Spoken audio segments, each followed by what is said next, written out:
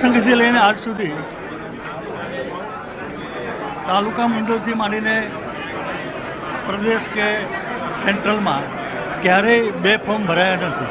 એના ભાગરૂપે આજે એક સર્વાનુમતે ફોર્મ ભરાયું છે.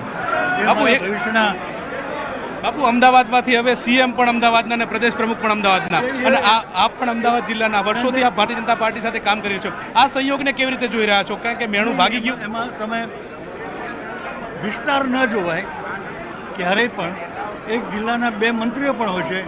એક જિલ્લાના મુખ્યમંત્રી અને પ્રદેશ પ્રમુખ હોય એ સ્વાભાવિક છે, હોય પણ ખરા, જોગાનું જોગ છે, પણ સારો રહ્યો છે. કોંગ્રેસે ઓબીસી સમુદાયને પ્રમુખ પદ આપ્યું છે અને ભારતીય જનતા પાર્ટીએ પણ ઓબીસી સમુદાયને ઉતાર્યો છે. આને કેવી રીતે જોઈ રહ્યા છો? ખૂબ સારો સહયોગ છે અને આમાં ઓબીસી કરતાં પણ એક કેપેબલ કાર્યકર્તા તરીકે એની પસંદગી થઈ છે. સમર્પિત કાર્યકર્તા છે, સક્ષમ કાર્યકર્તા. એને ખૂબ ખૂબ અભિનંદન આપીશ અને સંગઠનની વ્યક્તિ તરીકે એણે અમદાવાદ મહાનગરના પ્રમુખ તરીકે ખૂબ સફળતાપૂર્વક કામગીરી કરી છે. આવી વ્યક્તિ જો પ્રદેશના સંગઠનના વડા થાય તો ચોક્કસપણે પાર્ટીને ખૂબ ફાયદો થાય. ઓબીસી સમુદાયના નેતાને આ પ્રાધાન્ય મળ્યું છે, એને કેવી રીતે જોઈ રહ્યા છો? નાની નાની જ્ઞાતિઓને ભારતીય જનતા પાર્ટી કેટલું મહત્ત્વ આપે છે આના ઉપરથી સાબિત થાય છે.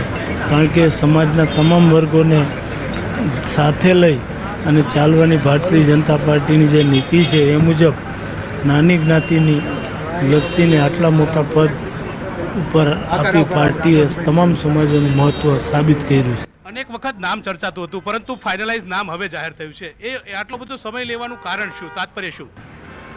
આઈ ડોન્ટ નો, એના વિશે મને ખબર નથી. કારણ કે આવડું મોટું પદ છે એની નિયુક્તિ માટે ખૂબ લાંબી ચર્ચા વિચાર વિમર્શ થતા હોય છે. એના કારણે આમ બન્યું હશે એવું મારું માનવું છે. હવે વાત વરસાદની, તો વરસાદ ગુજરાતનો વારો પાડી દેશે. અરબી સમુદ્રમાં વરસાદી સિસ્ટમ સક્રિય છે. અરબ સાગરમાં ડીપ ડિપ્રેશન સક્રિય થયું છે.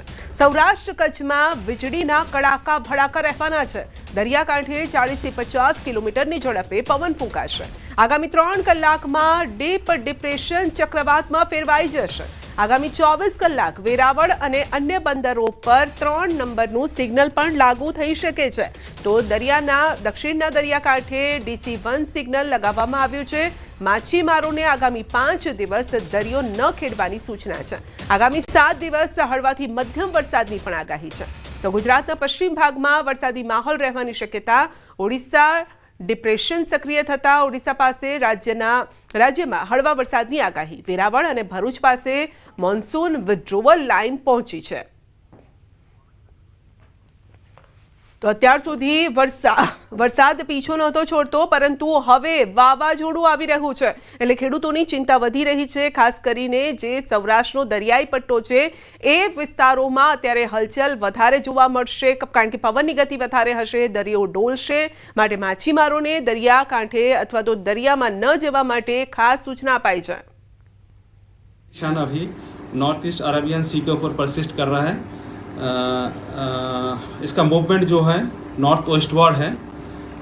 इसका जो पोजीशन है अभी लैटिट्यूड है 21.5 डिग्री नॉर्थ और लॉन्गिट्यूड है 67.0 डिग्री ईस्ट, जो कि पोरबंदर से वेस्टवर्ड डायरेक्शन में 20 to 80 किलोमीटर वेस्ट में है. इसका जो मूवमेंट है वेस्ट नॉर्थ वेस्टवर्ड रहेगा and further it will intensify into cyclonic storm during the next 3 hour. इसके बाद thereafter it will likely to move nearly westward, then west south westward and intensify further into severe cyclonic storm during the next 24 our.